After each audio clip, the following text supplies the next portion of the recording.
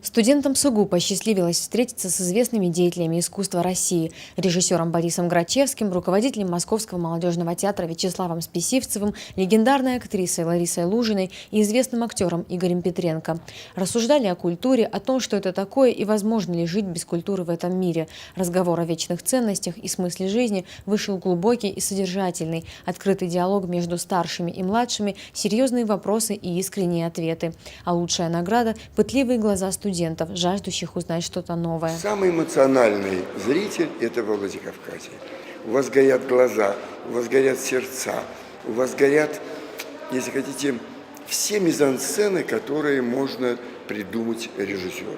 Слава Богу, что это есть, и мне бы хотелось, чтобы они продолжали эти мизансцены не просто вас, а нас воодушевлять, творцов. Борис Грачевский вспоминал, как создавались первые выпуски «Ералаша» и рассказал студентам о своем фильме «Крыша». По словам режиссера, эта социальная драма собрала море людских слез. Очень важно не просто знать, а передать то, что ты знаешь, или хотя бы возбудить интерес слушателей.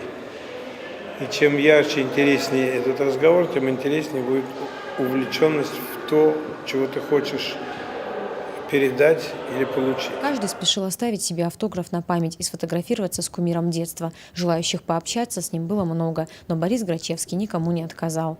Залина Губурова, Борис Сопоев, Осетия ТВ.